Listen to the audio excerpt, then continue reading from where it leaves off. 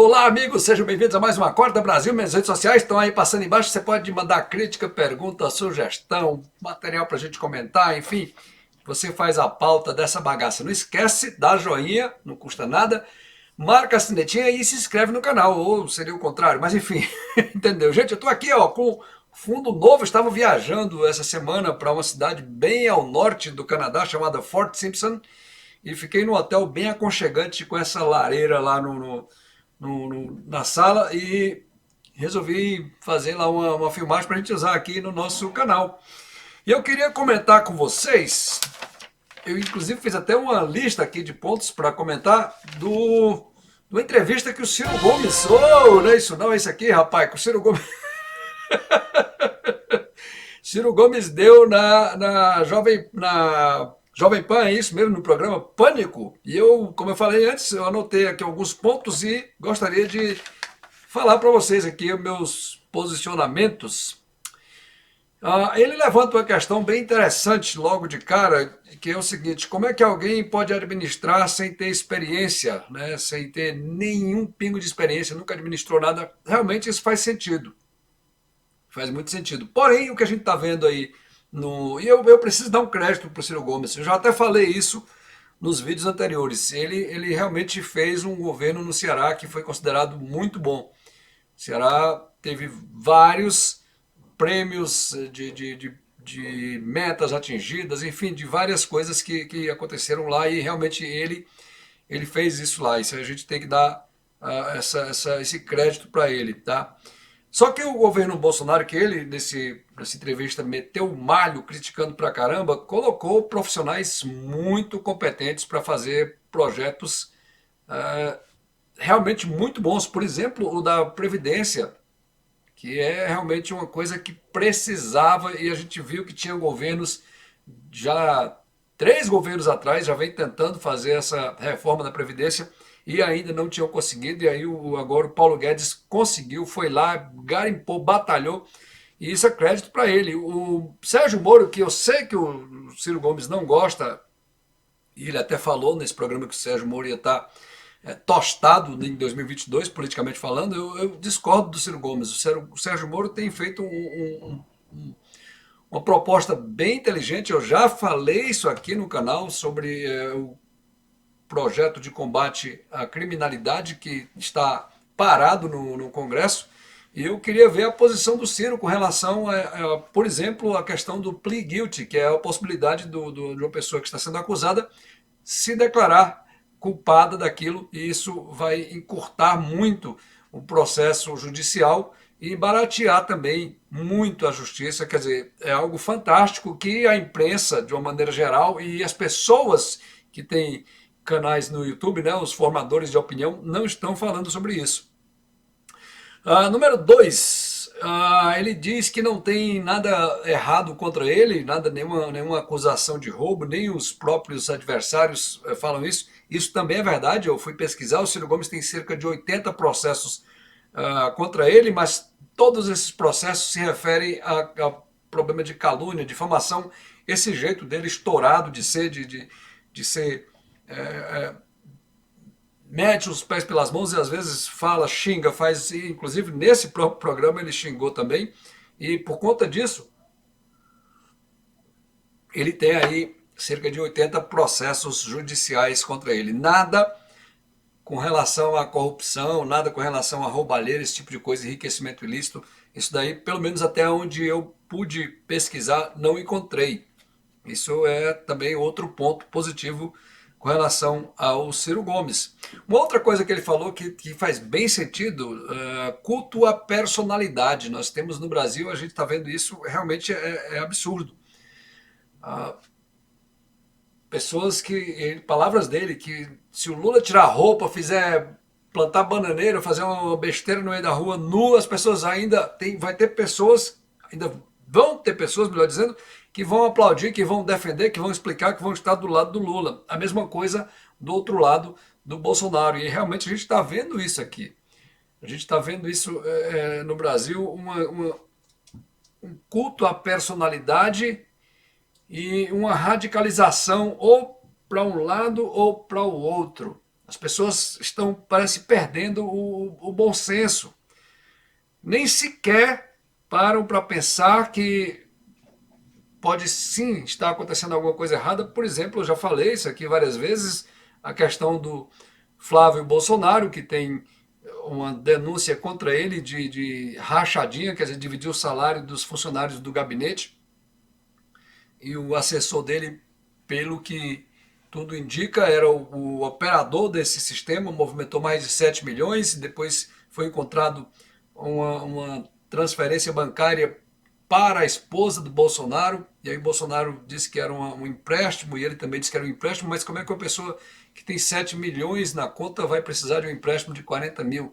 Quer dizer, é um negócio assim meio mal contado, entendeu? E o problema é que as pessoas que votaram no Bolsonaro e que apoiaram o Bolsonaro, inclusive eu apoiei o Bolsonaro, já falei isso aqui também, porque diante da outra possibilidade era a melhor opção que tinha, e já teve gente que falou, não, mas tinha 13 candidatos, só que no segundo turno só tinham dois, meu amiguinho. Eu também apoiei o Bolsonaro, mas eu não sou tão nécio assim de fechar os olhos para tudo e, e simplesmente ignorar coisas que não se pode explicar.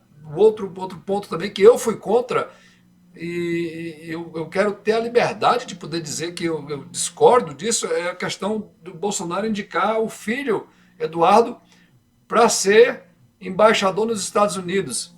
E a pergunta é: se o Bolsonaro não fosse o pai dele, ele seria indicado para ser embaixador? Responda honestamente. Você que está me assistindo, que votou no Bolsonaro, que gosta do Bolsonaro, responda. O Eduardo Bolsonaro seria indicado embaixador se o pai dele não fosse o presidente da República? Então temos que ter muito cuidado esse culto à personalidade, essa radicalização. Eu concordo com o Ciro nesse aspecto. Porém, eu gostaria, e eu fiquei até bolado, porque ninguém no programa fez nenhuma pergunta que fosse realmente relevante para o Ciro Gomes. Parece assim que a coisa foi meio, sabe, combinado, não sei, mas o Ciro Gomes, até pouco tempo atrás, era amiguinho do Lula. Inclusive, ele falou que se o Lula fosse preso de forma, é, na opinião dele, de forma ilícita, de forma irregular, ele ia juntar umas pessoas e ia sequestrar o Lula e levar o Lula para uma embaixada, para ele se refugiar numa embaixada. Quer dizer, ele estava lado a lado com o Lula. E a pergunta que eu acho que deveria ter sido feita no programa e não foi, viu, Emílio? Lamentavelmente vocês não perguntaram essa pergunta para o Ciro. Ciro, se o Lula tivesse lhe indicado para ser o candidato de uma coligação PDT e PT, você estaria falando essas mesmas coisas? Porque para mim está muito claro, evidente, que o Ciro Gomes está agindo dessa forma porque ele foi preterido. Na cabeça dele, o que ele imaginava era que, com a prisão do Lula, com a inelegibilidade do Lula, ele seria o candidato ungido do Lula, e aí iria unir o PT com o PDT, e se isso tivesse acontecido, eu duvido que o doutor Ciro Gomes estivesse detonando o PT, detonando a esquerda brasileira, como ele está fazendo agora. Duvido muito. Uma outra coisa que ele falou, e eu também lamentei muito,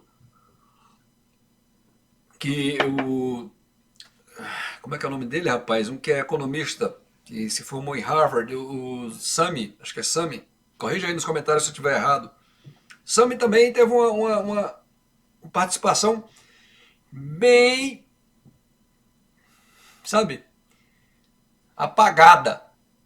Precisava ser mais audacioso nas perguntas, precisava ser mais audacioso no confronto, precisava bater de frente com o Ciro Gomes. Você quer ver um exemplo? O Ciro Gomes botou lá uma questão de que os caras donos de locadora compram um carro com desconto, não pagam imposto, e aí depois vendem esse carro pelo preço de mercado, e hoje o maior negócio da locadora já não é mais nem aluguel de carro, já é a venda do carro. Isso é natural no mundo inteiro. em todo país capitalista, o, o empresário vai procurar o lucro mais fácil. É simples assim. Quanto mais lucro ele puder obter de uma operação, melhor. E todos nós que estamos nesse mundo, a gente trabalha pelo lucro, a gente faz uma atividade econômica pelo lucro e todos fazem isso. Aqui no Canadá, nos Estados Unidos também, as empresas elas deduzem várias despesas operacionais que ele falou que a empresa faz o deságio do carro, né? Tem uma expressãozinha que agora estou esquecendo, quando o bem começa a depreciar, a depreciação. E aí ele lança essa depreciação no imposto de renda da empresa, e isso é descontado do imposto do lucro da companhia. Cara, isso é assim no mundo inteiro, isso não é exclusividade do Brasil. Você quer ver mais uma coisa que, por sinal, aqui no Canadá tem, que no Brasil nem tem, que se, talvez o Ciro Gomes iria ficar de cabelo em pé o resto dos cabelos que ele tem na cabeça? Aqui no Canadá, o empresário, quando ele compra pela empresa um produto, ele paga o que seria no Brasil o ICMS. Pois bem, ele pode pedir esse ICMS de volta depois de 3 meses. A cada 3 meses, o empresário junta todas os invoices, as notas fiscais de compra de coisas que ele fez, manda isso para o contador calcula quanto foi pago de ICMS naquele período, em cima daquelas compras, e ele tem de volta esse dinheiro. Esse dinheiro é devolvido para o empresário. Além do que ele está citando aí, no caso da locadora de veículo, que ele compra o carro com redução de imposto, ele tem direito à depreciação, custo de depreciação, e o produto é dele, ele vende pelo preço que ele quiser. Se ele encontrar mercado, se ele encontrar comprador, ele vai vender pelo preço que ele quiser. Não tem nada de errado com isso, Ciro Gomes.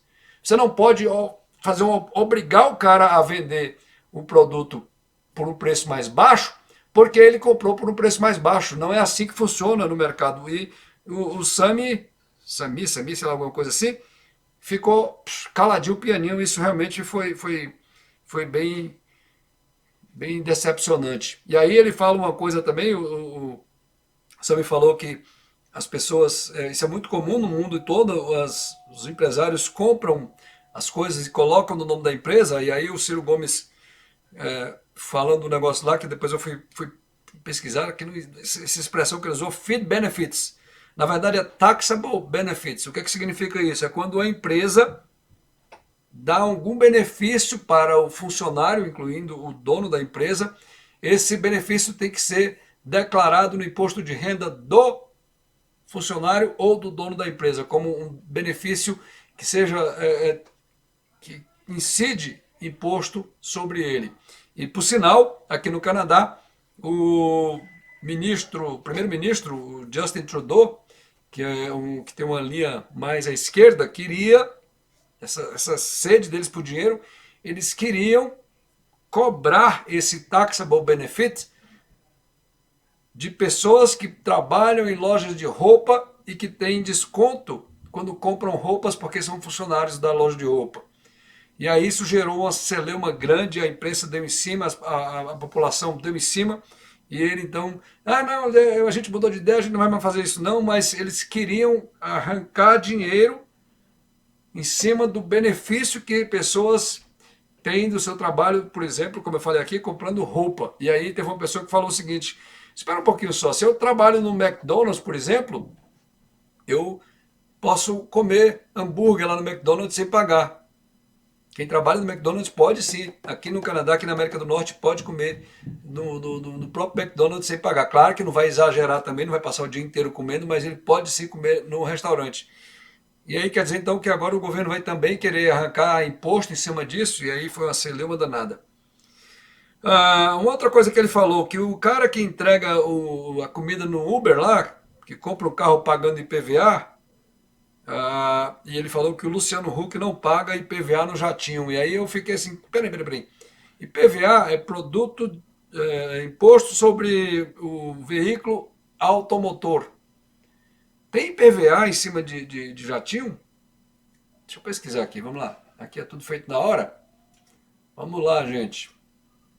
O desktop está aqui. Vamos lá. Tem IPVA sobre compra sobre aviões. Espera aí. Aviões. Vamos lá, vamos ver aqui se tem. Por que não cobrar IPVA de donos de aeronaves? STF isenta barcos e aviões de pagar IPVA. Embarcações e aeronaves não devem pagar o imposto sobre propriedade de veículos automotores. Essa foi a decisão do plenário do Supremo Tribunal Federal ao dar provimento por maioria ao recurso extraordinário, blá blá blá. O recurso foi interposto contra a decisão do Tribunal de Justiça do Rio de Janeiro, que havia julgado válidos artigos 5º da Lei Estadual, blá blá blá, parágrafo único. Estes dispositivos faziam incidir IPVA sobre proprietários de veículos automotores. Então é o seguinte, olha que chegou aqui, rapaz, é aniversário dele, vem cá, rapaz. Pessoal, olha quem tá aqui. Tudo aqui. Isidore! Na cara. E aí, galera, beleza? Oi, aqui na Acorda Brasil fazendo aniversário hoje. Pois é. Acabei de fazer uma live também, acabei de terminar. E tem 4 monitores aqui. Então, gente, é o seguinte, tem que terminar aqui rapidinho que a gente vai já comemorar aqui o nível do Easy. Essa decisão foi uma decisão do STF, do plenário do STF, da Suprema Corte. Então, o Ciro Gomes jogar isso no programa lá, que o Luciano Huck não paga o IPVA, e colocar isso, sugerindo que isso seria uma vantagem devida que o Luciano Huck está levando, eu não sei, porque isso é uma decisão da Suprema Corte. E eu tenho certeza que se tivesse uma decisão da Suprema Corte com relação a isso que beneficiasse o Ciro Gomes, ele não ia contar 3 vezes para se beneficiar de uma decisão da Suprema Corte. Então, mais uma vez eu fiquei decepcionado porque ninguém falou isso. Ninguém bateu em cima dele como eu acho que deveria ter batido. Outro ponto que ele falou é essa questão de pagar lucro e dividendo sobre a empresa. O dono da empresa, e realmente isso é verdade, o que ele falou faz sentido, porque ele usou como exemplo aqui na América do Norte, inclusive eu estava até falando outro dia com o Isa sobre isso. Aqui, se você tem uma empresa e essa empresa está gerando muito dinheiro e esse dinheiro fica na empresa, você não paga ganhos de capital nesse dinheiro que fica na empresa. Mas se você tirar esse dinheiro como salário para você ou como um benefício para você, aí sim, sobre essa sua retirada é incidido 40% de imposto sobre ganho de capitais. Isso é verdade. Deixa eu ver aqui o que é mais. Uma outra coisa que ele falou aí no programa que eu também fiquei de queixo caído, que as pessoas não falaram nada rebatendo isso. Ele deu o exemplo do Paulo Guedes, dizendo que o Paulo Guedes não tem noção da realidade, porque ele falou que o pobre gasta todo o dinheiro e não salva nada, não economiza nada. E aí ele confundiu o ouvinte com essa questão de renda mínima. São coisas diferentes, Ciro. O que o Paulo Guedes quis dizer é o seguinte, que se jogar R$1.000 na mão de uma pessoa do povão, essa pessoa não vai economizar nada, ela vai torrar aquele dinheiro todinho. E isso a gente sabe que é uma verdade. Isso não significa que não tem nada a ver uma relação, você misturou tudo. Porque as pessoas ganham menos, elas não poupam porque ganham pouco. Até faz sentido por esse aspecto, mas esse não foi o que o Paulo Guedes quis dizer. Que se der um dinheiro extra para uma pessoa, essa pessoa, ao invés de pegar esse dinheiro que não tinha, que não estava contando com ele, e poupar alguma coisa, separar alguma coisa, ela vai torrar o dinheiro todinho. Outra coisa também que ele falou no programa é que o salário mínimo na época do Lula passou de $300. E aí isso é bem relativo, porque o valor da moeda oscila muito. O valor do real altera muito. Na época do Lula, o Brasil estava, no primeiro mandato do Lula, o Brasil estava vendendo muita coisa para o exterior, a economia brasileira estava deslanchando e isso fez com que o real se valorizasse em frente ao dólar. E aí as pessoas começaram a ganhar mais em dólar por causa da valorização do real, não porque o salário aumentou, simplesmente. É muito relativo isso. Bom, gente, o vídeo já está com mais de 20 minutos, eu vou parar por aqui. A gente depois volta a conversar sobre isso aí, tá bom? Ou talvez até não. Mais uma vez, minhas redes sociais estão aí, você pode mandar crítica, pergunta, sugestão, material para a gente comentar e a gente se vê no próximo Acorda Brasil. Tchau, pessoal!